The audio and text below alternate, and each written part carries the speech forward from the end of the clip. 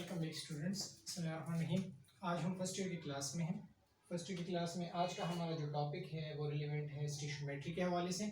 Chapter number 1 को हमने उसी तरीके से स्टार्ट किया था। मेरे हाथ में आपके लिए यहाँ पर बुक मौजूद है। इसके आज हमने जो टॉपिक डिस्कस किया था इससे पहले लेक्चर में, लेक्चर नंबर 3 में, यहाँ पे ये जो होगा स्टेशनोमेट्री का होगा लेक्चर नंबर 4। Lecture number 4। तो लेक्चर नंबर 4 में आज का हमारा जो टास्क है वो ये है कि हमने जो टॉपिक डिस्कस किया था केमिकल कैलकुलेशन के हवाले से। केमिकल कैलकुलेशन के हवाले से हमने एक टॉपिक डिस्कस किया था जिसमें हमने 2 से लेके 3 फार्मूले जो है वो डिस्कस किए थे। लेकिन इस लेवल पे हम लोग क्या करेंगे, उसी तरीके से 2 जो है यहाँ पे केमिकल कैलकुलेशन डिस्कस करेंगे। The one is called is mole mass calculation and the other is called as mole particle calculation। 2 किस्म के केमिकल कैलकुलेशन यहाँ पे डिस्कस किए जा रहे हैं। इसका टॉपिक हमने जो डिस्कस किया था वो लेक्चर नंबर 3 में था। आज लेक्चर नंबर 4 में इसी से रिलेवेंट हम एग्जांपल वो ट्राई करें। आपके बुक वाली एग्जांपल में ट्राई कर रहा हूँ। आप लोग क्या कर लें, पेज नंबर 5 पे, ये जो आपका न्यू बुक है इसके पेज नंबर 5 पे जो एग्जांपल्स हैं उसी से हम लोग स्टार्ट कर रहे हैं और इसी से रिलेवेंट यहाँ पे एग्जांपल ट्राई करें। चलें जी, 7 मिनट दें आप लोग। एग्जांपल नंबर 1.1 जो यहाँ पे है, सबसे पहले मैं यहाँ पे एग्जांपल ट्राई कर रहा हूँ मोल मास के हवाले से। मोल मास कैलकुलेशंस। अब मोल मास कैलकुलेशन के लिए मैंने आपको एक फॉर्मूला बताया था, आप सब जो है इसको जानते भी हैं। वो फॉर्मूला कौन सा है? That number of moles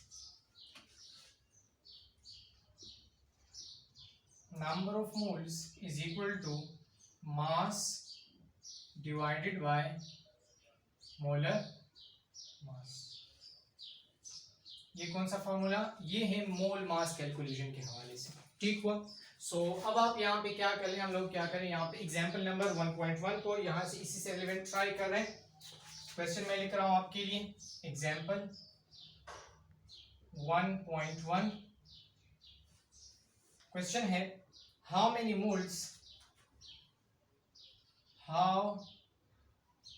moles are there in 60 gram of sodium hydroxide। 60 gram of sodium hydroxide। ठीक है स्टूडेंट, ये क्वेश्चन है, आप सब इसको जानते हैं। आप लोग अभी फर्स्ट ईयर लेवल पे हैं। मैं बहुत ही सिंपल तरीके से और बहुत ही सिंपल क्वेश्चन आपके लिए लेके आ रहा हूँ। ना कोई ईटा लेवल ना कोई दूसरा लेवल में, आपको आपके लेवल की बात कर रहा हूँ। क्या है कि how many moles are there in 60 gram of sodium hydroxide. तो आप सबसे पहले क्या कर लें, यहाँ पे सोल्यूशन लिखें। आप लोग सोल्यूशन लिख लो। अब आप देखिए आपसे क्या पूछ रहे हैं, हाउ मेनी मोल्स। ये बता दो कि कितने मोल्स मौजूद हैं, कितने मोल्स हैं। हाउ मेनी मोल्स ये आप लोगों ने फाइंड आउट करना है। क्लियर? किससे? यहाँ पे आपको गिवन है 60 gram of sodium hydroxide. 60 gram of sodium hydroxide तो मतलब आपको मास गिवन है। तो मकसद ये हुआ, अगर आपको कहीं पे मास गिवन हो, आपने मोल मालूम करना हो, या फिर आपको मोल गिवन हो, आपने मास मालूम करना हो, that type of chemical calculation will be termed as mole mass calculation. Clear हुआ? अब आप यहाँ पे अगर आपको क्लियर हुआ कि ये हमारे पास क्या है, मोल मास कैलकुलेशन है, तो इसी का फॉर्मूला यहाँ पे लिखो। द फॉर्मूला इज एन, मैं डायरेक्ट लिख रहा हूं जो कि नंबर ऑफ मोल को रिप्रेजेंट करेगा। N is equal to mass divided by molar mass. ये वो फॉर्मूला जो हम लोगों ने कॉपी किया, कहां से? यहां से। इसको हम लोगों ने यहां से कॉपी किया। ठीक है, that number of mole is equal to mass divided by molar mass. अब आप सिंपल क्या कर लें, नंबर ऑफ मोल आपसे मांगे जा रहे हैं तो n को उसी तरीके से लिखें। Number of mole is equal to mass आपको गिवन है कितना, 60 ग्राम का, तो यहां पे लिख लो 60 ग्राम, फिर डिवाइड कर लो मोलर मास। अब मोलर मास तो मुझे मालूम नहीं है, तो उसके लिए सिंपल क्या कर लें, यहाँ पे फॉर्मूला देखें, वो देखें कि कौन सा कंपाउंड आपको गिवन है। अब सोडियम हाइड्रोक्साइड गिवन है तो आप क्या कर लो, यहाँ पे सोडियम हाइड्रोक्साइड का मोलर मास निकाल लो। कैसे निकालेंगे देखें, मोलर मास ऑफ NaOH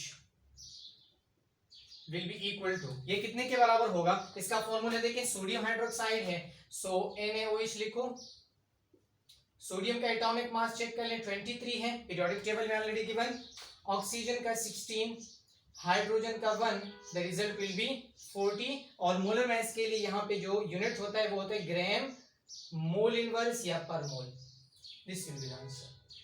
आपको यहाँ पे मोलर मास का भी पता चल चुका है, तो सिंपल क्या कर ले, मोलर मास को यहाँ से उठाए और यहाँ पे कॉपी कर ले।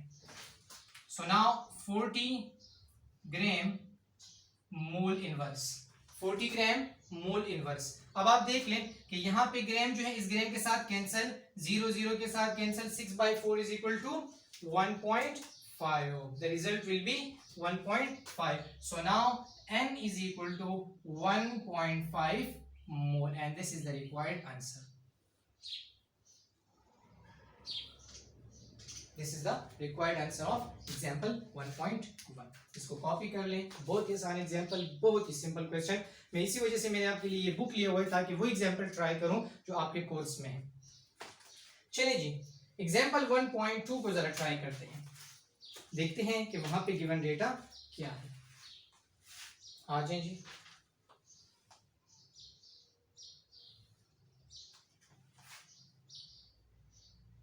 एग्जाम्पल 1.2। अब एग्जाम्पल 1.2 का क्वेश्चन है, what is the mass of,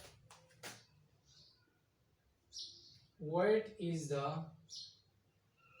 mass of 0.5 moles of,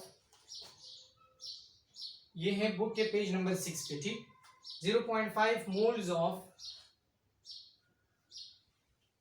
calcium carbonate CaCO3। अब देखना ये है कि सबसे पहले हमें ये क्लियर होना चाहिए कि यहाँ पे जो दो केमिकल कैलकुलेशन है इनमें से ये कौन सा वाला एग्जांपल है या इसमें हम कौन सा फॉर्मूला पुट कर सकते हैं। तो अब आप देख लें कि यहाँ पे आपसे पूछा जा रहा है व्हाट इज द मास, यानी मास बता दो। तो अगर मास पूछा जा रहा है तो मकसद क्या है, डायरेक्ट आपको पता चल चुका है कि मोल मास कैलकुलेशन है। आपको क्या गिवन है, यहाँ पे मोल्स गिवन है, नंबर ऑफ मोल्स आपको गिवन है, ठीक। जब ये नंबर ऑफ मोल्स आपको गिवन है, मास आपसे पूछा जा रहा है, तो सबसे पहले आपको ये क्लियर होना चाहिए कि हमारे पास है मोल मास कैलकुलेशन। मोल मास कैलकुलेशन, तो आप सबसे पहले आपको जो आप लोगों ने ट्राई करना होगा, आप यहाँ पे लिखो सोल्यूशन और पहले लिखें मोल मास कैलकुलेशन, मोल मास कैलकुलेशन। अब जब आप लोग यहाँ पे मोल मास कैलकुलेशन लिखो, अब इसका फॉर्मूला क्या है, उसी तरीके से n is equal to mass divided by molar mass. ये आप लोगों ने इसका फॉर्मूला लिखा, ब्रैकेट में बंद कर दें ताकि फिर आपसे भूले नहीं, ठीक। आपने इसको लिखा। अब सिंपल क्या कर लो, यहाँ पे आपसे नंबर ऑफ मोल आपको गिवन है, कितने नंबर ऑफ मोल है 0.5, लिखें जी 0.5,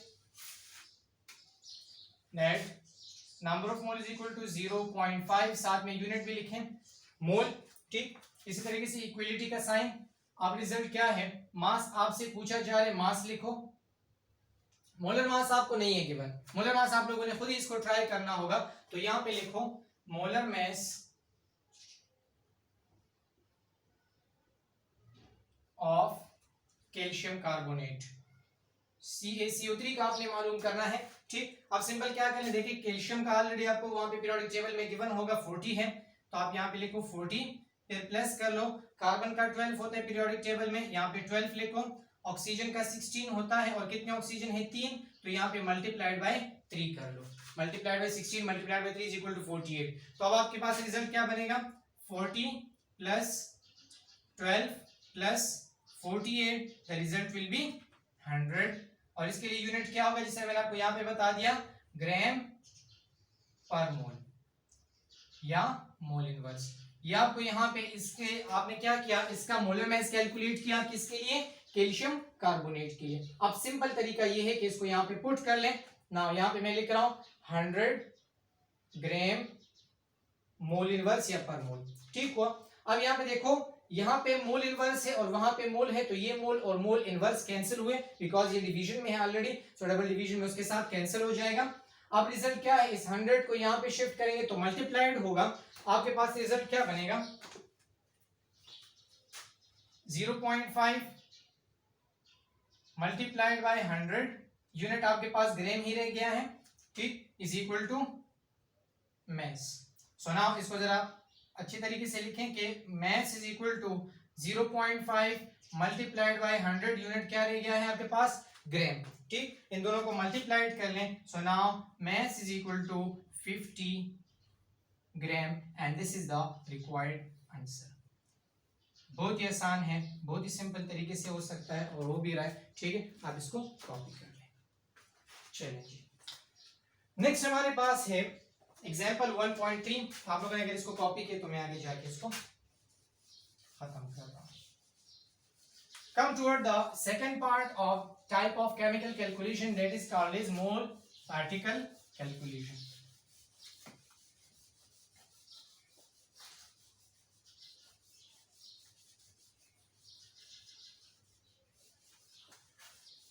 मोल पार्टिकल कैलकुलेशन में क्या है, देखो स्टूडेंट, अगर आपको कहीं पे एटम्स गिवन हो, अगर आपको कहीं पे मॉलिक्यूल गिवन हो, अगर आपको कहीं पे फॉर्मूला यूनिट्स गिवन हो, अगर आपको कहीं पे इलेक्ट्रॉन प्रोटॉन गिवन हो, जिसमें हम ईटा रिलेवेंट जो है इससे रिलेवेंट बहुत ज्यादा क्वेश्चन सॉल्व करते हैं, तो आप सिंपल ये याद रखें कि वो हमारे पास क्या होंगे, मोल पार्टिकल कैलकुलेशन में आएंगे। तो सबसे पहले मैं यहाँ पे टाइटल लिख रहा हूं, second one that is mole particle calculations. अब मोल पार्टिकल कैलकुलेशन जब आप करेंगे तो सबसे पहले आपको इसका फॉर्मूला जो है वो याद होना चाहिए। फॉर्मूला क्या है, नंबर ऑफ मोल्स यानी n small n is equal to number of particles divided by Avogadro's number यानी Na, ठीक हो। तो आप सिंपल क्या कर लें, इसको बॉक्स में जरा बंद कर लें ताकि फिर हमें याद हो। यानी इस फॉर्मूले के तहत हम लोगों ने क्या करना है, यहाँ पे टाइप ऑफ केमिकल कैलकुलेशन को सॉल्व करना है। एग्जांपल को जरा ट्राई करते हैं, पेज नंबर 6 पे है एग्जांपल इसका 1.3। आप ही के बुक के एग्जांपल मैं ट्राई कर रहा हूँ, उसी को मैं कॉपी कर रहा हूँ ताकि आपके लिए कोर्स जो है वो आसान से आसान हो। बिकॉज आपके जो एफएससी, अभी हम सिर्फ एफएससी लेवल को डिस्कस कर रहे हैं, जिसमें सारे के सारे क्वेश्चन जो है आपके बुक से ही बनेंगे। इसी वजह से मैं इन एग्जांपल को जो बहुत ही आसान है इनको यहाँ पे मैं ट्राई कर रहा हूँ। क्वेश्चन है, इन a certain experiment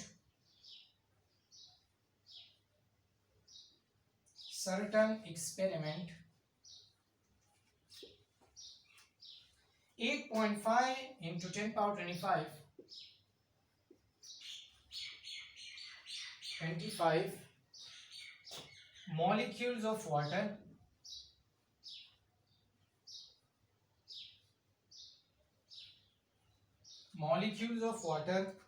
were used।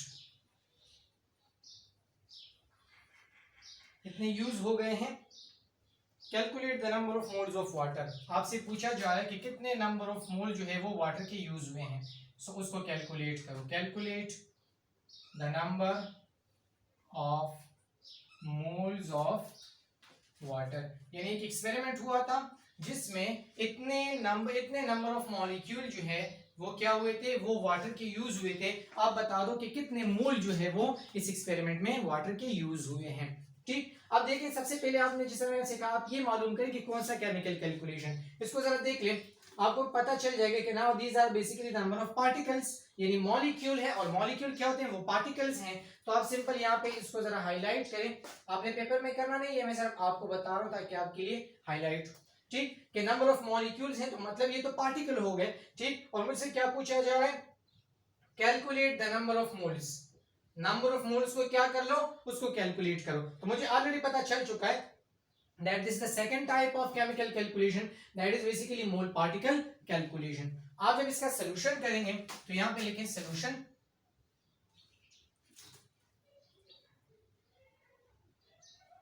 Solution में यहाँ पे सबसे पहले लिखें कौन सा टाइप ऑफ केमिकल कैलकुलेशन। आपने जब पेपर में परफॉर्म करना हो, मैं आपको ये पेपर के हवाले से बता रहा हूँ, पेपर का पैटर्न समझा रहा हूँ कि जब आपने पेपर में सॉल्व करना हो तो सबसे पहले वो लिखो कि वो कौन सा टाइप ऑफ केमिकल कैलकुलेशन है, बिकॉज एग्जामिनर जो होगा वो आपके क्या करेगा, वो यहाँ से डायरेक्ट उसको पता चल जाए कि आपने जो है वो पॉइंट जो है उसको पॉइंट आउट कर दिया है जो आपसे पूछा जा रहा है, तो आपके शायद जो है ऐसी पॉसिबिलिटी हो कि वो फर्दर आगे देख भी ना ले और आपको सही से अच्छे मार्क्स दे दे। तो आप सबसे पहले क्या करें, यहाँ पे बड़ा सा लिखें मोल particle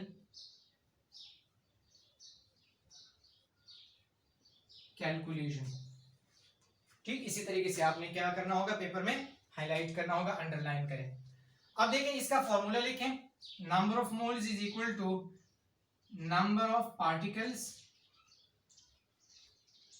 divided by Avogadro's number. ये क्या है, ये इसके लिए फॉर्मूला है। पहले हाईलाइट करें, पहले अंडरलाइन करें उस टॉपिक को कि वो कौन सा type of chemical calculation, mole particle chemical calculation है, और सेकंड जो है फिर आप क्या कर लो उसका फॉर्मूला लिखो। अब यहां पे इसको सॉल्व करते हैं।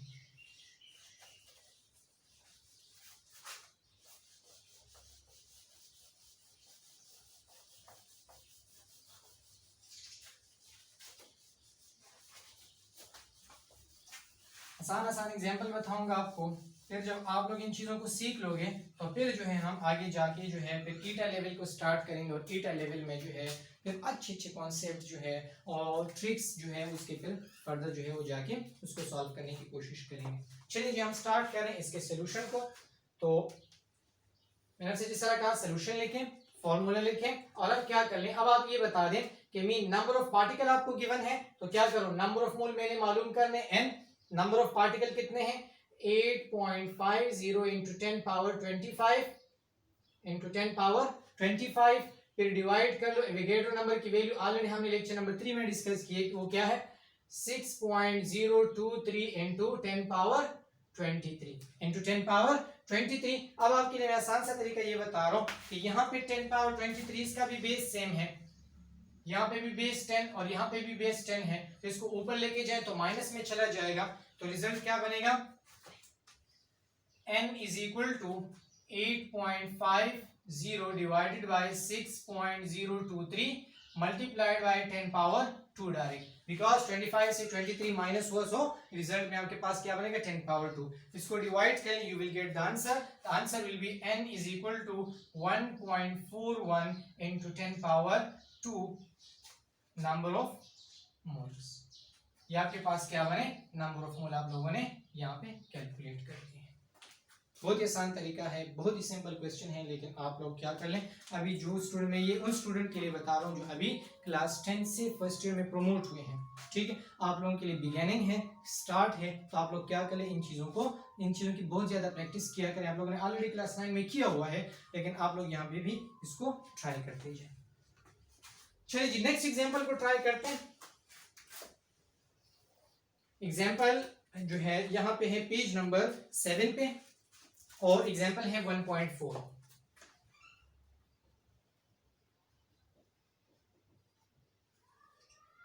एग्जाम्पल जो है वो है 1.4। How many formula units, how many formula units are present in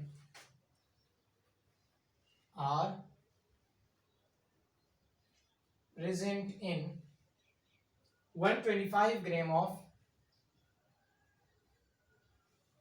of hydrated copper sulfate। Direct मैं यहाँ पे फॉर्मूला लिख रहा हूँ CuSO4.5H2O। इसको आप लोग पेंटाहाइड्रेटेड कॉपर सल्फेट कहते हैं, पेंटाहाइड्रेटेड, जिसमें 5 जो है यहाँ पे वाटर के मॉलिक्यूल हैं। ठीक, तो ये आपके लिए यहाँ पे क्वेश्चन। अब देखिए क्वेश्चन आपसे क्या पूछा जा रहा है। अब इसमें जरा ये टेक्निकल बात है, क्योंकि यहाँ पे दोनों फॉर्मूले जो है वो यूज हो जाएंगे। ये यूज होंगे, कैसे होंगे जरा इसको देख लें। आपसे पूछा जा रहा है हाउ मेनी फॉर्मूला यूनिट्स, और मैंने आपको स्टार्ट में यहाँ पे बोला फॉर्मूला यूनिट्स क्या है, वो है number of particles. How many formula units, तो मकसद नंबर ऑफ पार्टिकल्स बता दो कितने हैं।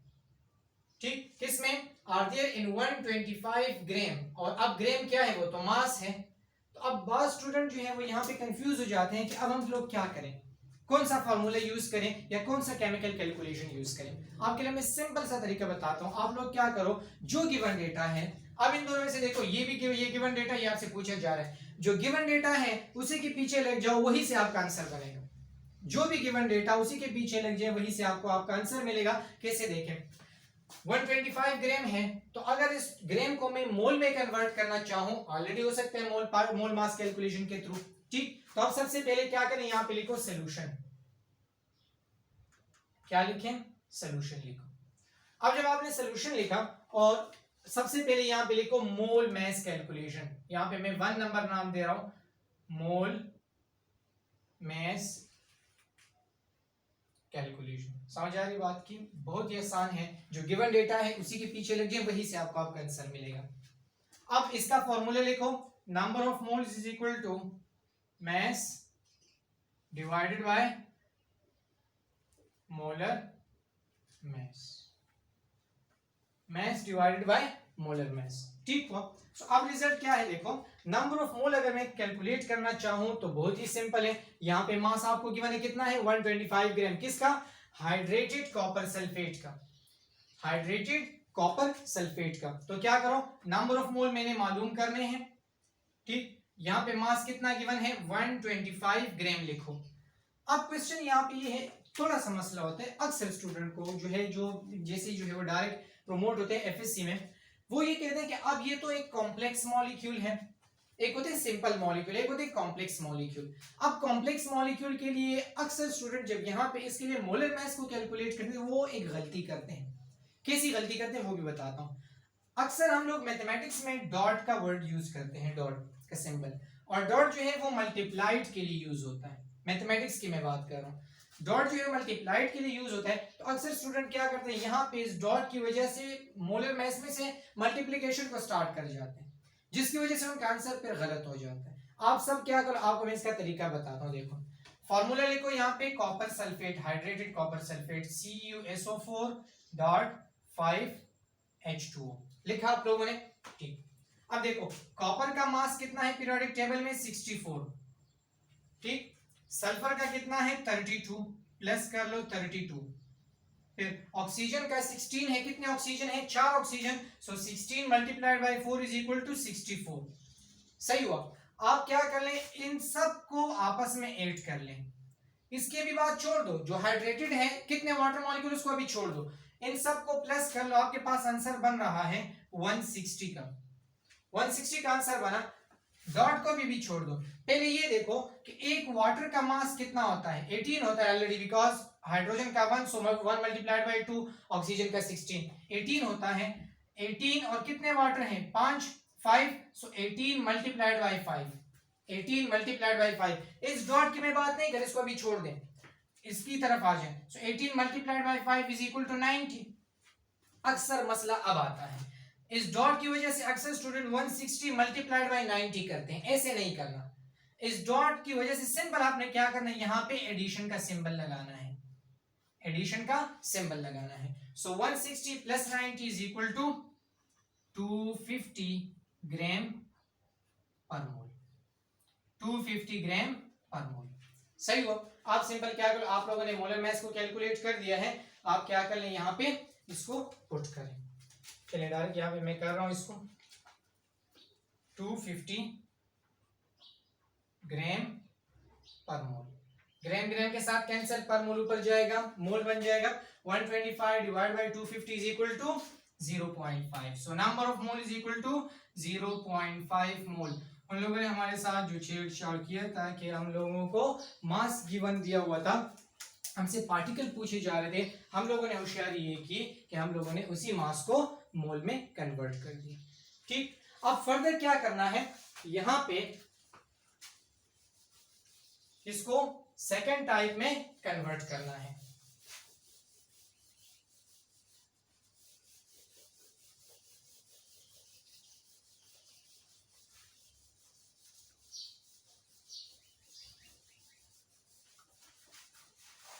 कम टुवर्ड्स द सेकंड टाइप, और सेकंड टाइप क्या है, क्या आप क्या कर लो, इसी नंबर ऑफ मोल को दोबारा से पार्टिकल में कैलकुलेट करो। यहाँ पे ये एक टाइप इसका हुआ, कम टुवर्ड द सेकंड वन।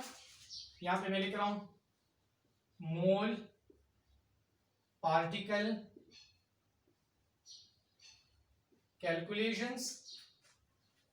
और अब मोल पार्टिकल कैलकुलेशन में क्या करना होगा, यहां पे इसका फॉर्मूला क्या है, number of moles is equal to number of particles divided by Avogadro's number. Direct क्या लिखो 6.023 into 10 power 23। डायरेक्ट लिखे, अब वैसे भी ये ऑलरेडी वेल नाउन वैल्यू है, ठीक। नंबर ऑफ मोल कितने इसके 0.5, ठीक। So now number of mole is equal to 0.5 और नंबर ऑफ पार्टिकल मालूम करने हैं, यहां पे लिखो number of particles divided by 6.023 into 10 power 23। अब इसी वैल्यू को यहां पे दोबारा से जो है वो शिफ्ट कर लें, मल्टीप्लाइड करें। So now 6.023 into 10 power 23 multiplied by 0.5 is equal to number of particle या number of formula units, question की तरह फार्मूला यूनिट्स। सो अब रिजल्ट क्या बनेगा, number of formula units is equal to 3.011 into 10 power 23। ये आपके पास आपका रिक्वायर्ड आंसर है। तो हम लोगों ने क्या किया, यहाँ पे एग्जाम्पल नंबर 1.1, 1.2, 1.3 एंड 1.4 को डिस्कस किया, ठीक है। इंशाल्लाह नेक्स्ट लेक्चर में हम लोग क्या करेंगे, आगे जाके नेक्स्ट टॉपिक जो कि आगे आ रहा है इसी चैप्टर में, इसी टॉपिक में मोल एंड केमिकल इक्वेशन और आगे कन्वर्जन का टॉपिक, इंशाल्लाह उसको आगे नेक्स्ट लेक्चर में उसको स्टडी करेंगे। Thank you very much.